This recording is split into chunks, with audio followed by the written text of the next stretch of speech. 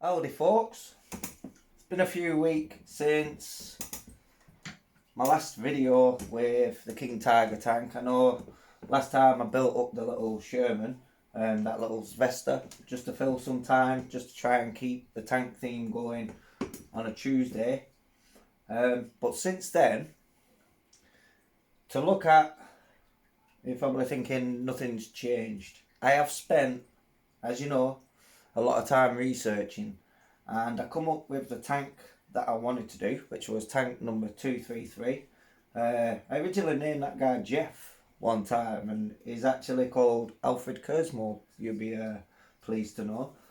I've actually found out quite a lot about this specific tank. Now, across Google and the internet, I have only found 2 photos of the tank.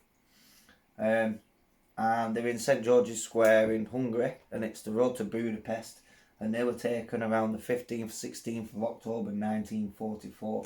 Upon searching other forums and going through Facebook pages and stuff, I'd found a site, World War II colourised photos, and on there was in fact 2 images from the front of the tank.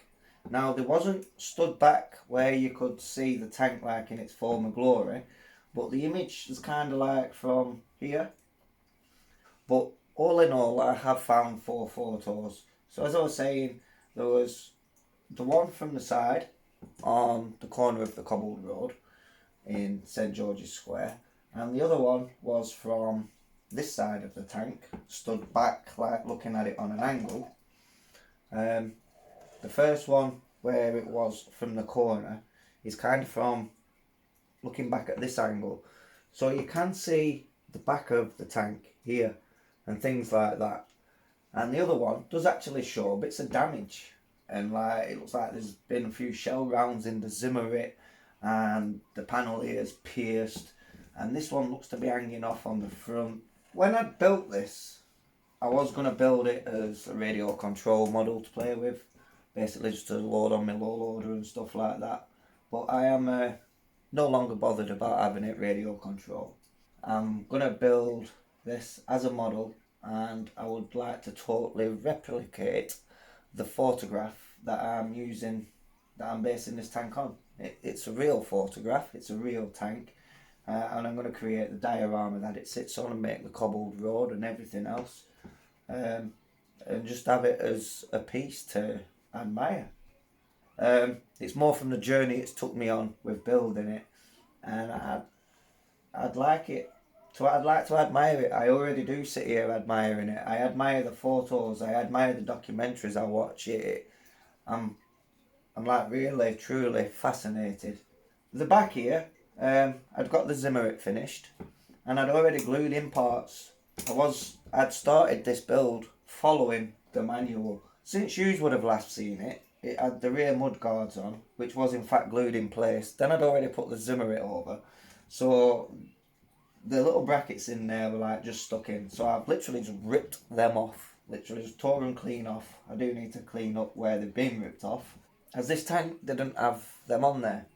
Also this panel which I've removed, that had gone haywire. I've noticed there's a couple of fuel tanks up on the top of the tank, which I can get, or I've probably got some of them lying around, but I'd rather them scale. The hooks here, I'm not sure what they're called, but I have seen them on the tanks, and they hang into the like little hooks here, these things. And it no longer has those on them either, so we've done away with those. A few other bits that I've been doing, which I'm going to show you because I still have some bits to do. I've started filling in the gaps where the Zimmerit meets, and not all of it lines up flush, and you do end up with some slight little bits of gaps in here and there on the corners, like here for example, and there was some round here, and there's more to fill in here. But I have gone round and started to make a start on all that. But I thought I'd leave some so I can show you guys what I'm doing. So you might be curious how I'm going to get it all to blend as one. Because when I look at the image of Tiger Tank 233, it is all like it's all smoothed up at the corners. There is no gaps because it wasn't sheets that was applied. Also with this, as the photo shows, there is two crewmen. I don't know who they are. I have learned about Alfred, and he actually, I can't remember the number of the Tiger tank, but he was a driver of a Tiger tank before this one. So where the crewmen go, I have actually cut out the latches. I've scribed those out of there. Another reason I don't want this radio control, because the crewmen, once they're in, they're going to be in there. So if I go, I'm going to take his head off, and if I go, I'm going to take his head off. So we don't want that. Like I say, I'm happy to have it as a static model. So apart from starting to tidy up the Zimmerit and ripping bits apart, chopping bits out of it, weld seams. I haven't made a start on the weld seams on this, but I have gone around with pencil and everywhere where there is going to be weld seams and all these little bits around the turret top here and stuff, the little peepholes. Yeah, there's a lot of fiddly bits. I've also, I had the machine gun glued in place here. I've actually had to dismantle the whole turret top bit and carefully remove that. I've obviously learned that that is so they can clearly just slide around and put them into position wherever needed. So as I was following the manual, I've just literally done as I was told and placed it there. But in the photos on the road to Budapest, it is there somewhere and it doesn't have the machine gun on. So we won't be using the machine gun either. And also one of the ropes, I'm going to have to heat and bend that out, bend it down here. And one of these like wooden stakes, I still don't know what these are for, but it's like come out. So I'm going to have to do something there to cut one of them off and make it like one of them's hanging out. But it's all just something of nothing at the moment. Don't need to worry about that bit. I just feel like it's really nice just sharing this experience as I build it, because it's not just like an imagination build now, it was a real thing. The other good news is my paints came up, and I kid you not, a few days later the Tank Museum posted a video about original colour codes, and I'd learnt that these are like RAL numbers. And when I seen the numbers come up against the King Tiger as they're currently re-scheming theirs to how they found them on the battlefield, and that were like RAL 7 or whatever, and that were, honestly, it was like watching my numbers come up on the lottery and knowing that I had the actual correct paint codes, not just a colour which was close to. These are official paint codes for this tank. Various colour schemes that they did do. And obviously there's mine, gives me an idea.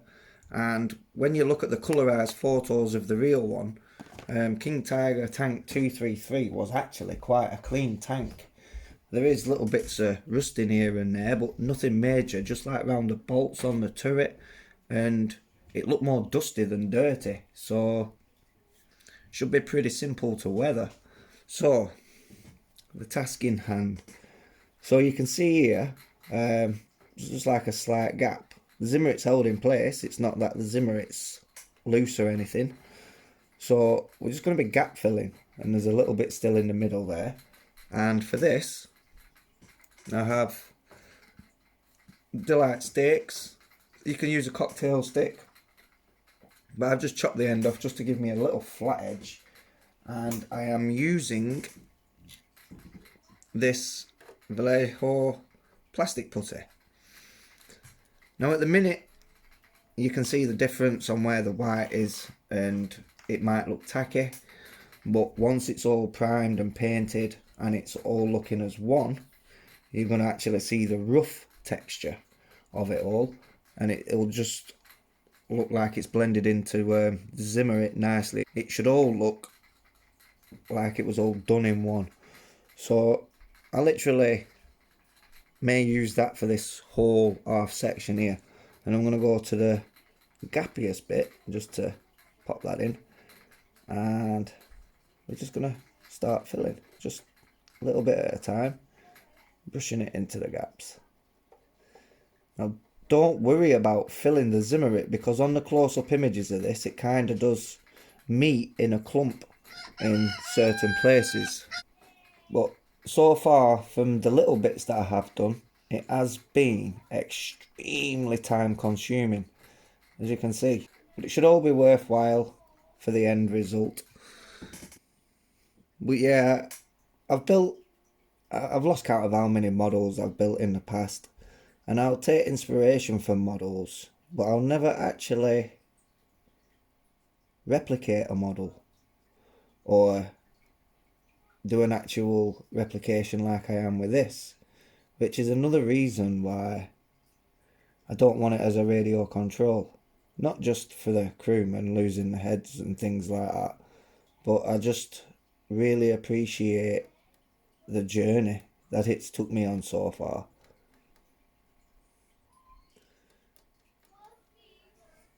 You know, I've seen, as I've been looking at tanks, there's all kinds of tanks, and there's tanks out there, Toro tanks, Tiger tanks, and they're all cheap compared to like building this up from scratch. You know, I could buy a ready to run one and then go and blast that through the woods and mud and water and everything, and make videos with that, blow other tanks up, I don't know, stick some little fireworks in them, and we can really have some fun with tanks on the channel.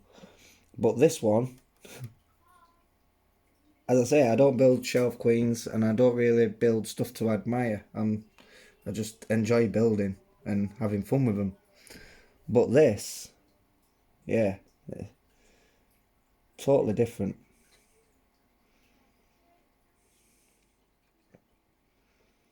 So you can see the gaps slowly filling up. We're getting down here now.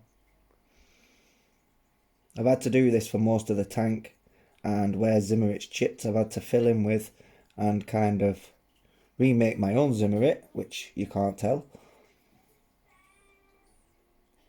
Just because the more I inspect the images of the tank I'm replicating, the more I see, but the more everything's kind of intact, apart from a few things on the rear panel and some like light weathering and what looks to be a few like battle scars. It's a pretty clean tank.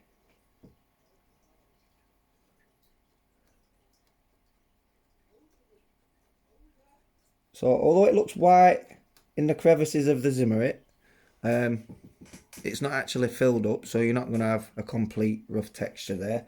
Like, sorry, you're not going to have it all completely. It's not going to be a smooth corner. It is actually rough. So I am literally just going to show you this for just a couple of little sections. I'm not going to go through and do the whole tank like this with you, because it would get boring. So I'll show you this section and another section and stuff, and then I'll get all this finished and we can come back in and have a look at that once it's all done.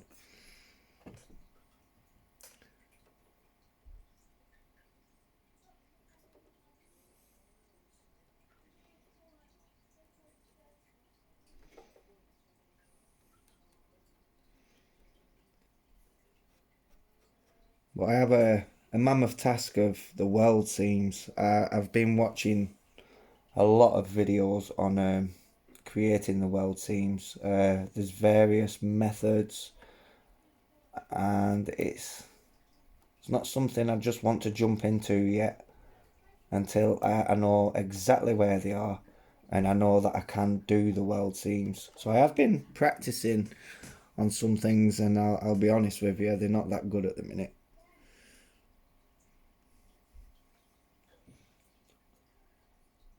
But I can assure you, when the time comes, I should have that all figured out and really start bringing this tank to life.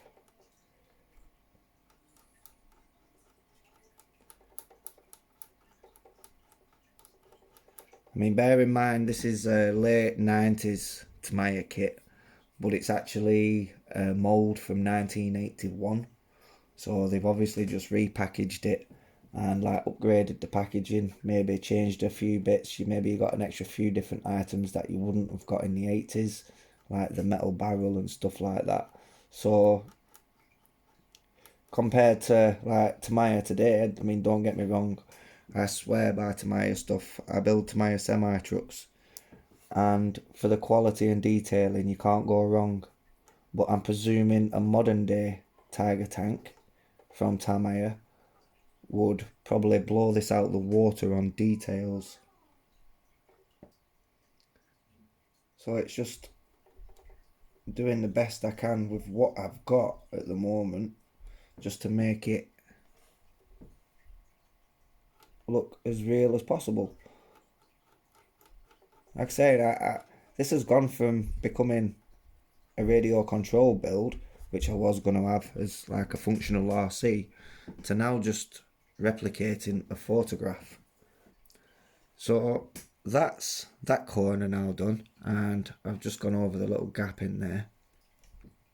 Like I say, you're going to get all this white within the Zimmerit round here and stuff, but don't worry about it, because it all adds to that rough texture which you would find. That was a chip out the Zimmerit, which I've redone with filler. And I have started to just fill in the gaps where the Zimmerit didn't fill, like around these little bits, and there's a little bit above this rear hatch. So I'm gonna just continue with getting all these edges all filled and just looking rough. Then you can't see that it's just a sheet applied onto the side of the hull there. But I hope that gives you like a idea of what I'm aiming for here. I'm just going off photos for reference. So yeah, I'm going to continue doing what I need to around the hull. And then I have little bits around the rear deck here which just need filling here and there. And here you can see where I've just started roofing up bits of the exhaust. As it's a putty, you can feel it. It's not smooth into the plastic, so it's going to be good when creating that rust texture later down the line.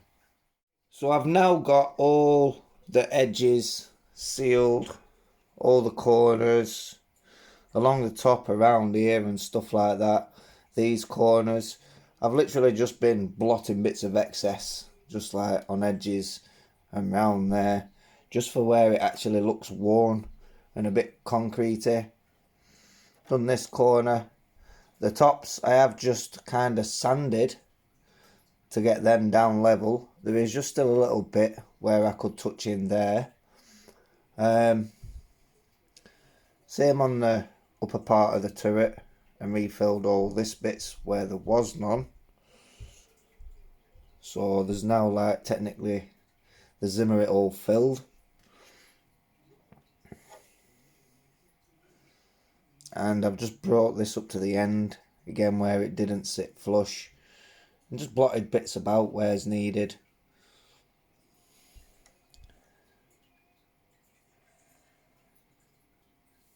So that's basically all the Zimmerit now sealed on there, and odd bits and bats removed like the latches at the front there, and I'm all marked up with the periscopes and everything that needs to like have the weld beads, and there's just a little bit of cleaning up on the back here. So once that's done and I have the weld beads done, I can then progress more. But I'm not 100% confident with the weld beads yet, and I'm still figuring out where they go and trying to get that pattern just right. But yeah, little by little, I am slowly progressing. Now, if I was just going to be building this up to run, it would have been done already. But yeah, as we know now, we're on another journey. But I'm happy with how it's coming out. like I say, I've only got 4 photos in total to work from. I've also been on Google Maps to try and find St George's Square, and I found St George's Square. And when you look on Google Maps, Google Earth, you can see like old ruins and stuff which could have been obliterated in the war. It's just trying to pinpoint the buildings and the corner so I know exactly where it is. For all I know, it could have been flattened and rebuilt, but when I get to the diorama, I'd like to make that as lifelike to the picture as possible. So it's a little bit more Googling there. And the well beads, thanks to the help of a few of you guys, you've just been amazing, sending me photos and stuff like that of where they are, because I had been struggling to find images from the top of a Tiger tank. So I'm unsure on the lower hull yet, whether there'd be well beads down these edges, I don't know. Still a little bit more research in that respect. And when I've been moving bits around, I've managed to lose a lifting hook off the top of the turret. So if anybody would know where I could get another replacement one of those, that would be great. I've had a look on eBay and stuff. There's no parts trees with them on, or none that I can find individually. Might have to make one out of old bit of sprue or something at the minute, but if you can get those, that'd be ideal to know. So I'm going to leave that one there. Like I say, it's not much progress, but it's all slow progress due to the nature of where we're going with it. So depending on whether I get an actual start with the world beads, I might not have them ready for next week. However, we do have the Porsche turret from Meng, the World War II King Tiger there, and we could do that should I not have a video ready for Tuesday, just to keep that going. Or there's the little Svesta King Tiger. But either way, there will be a tank related video next week. I need to get on with some trucks and stuff like that. So again, thank you all for watching. If you're not already subscribed, do feel free to hit the subscribe button. Don't forget to hit the notification bell. Give the video a like, drop a comment, and I'll catch you all in the next one. Ciao for now, guys.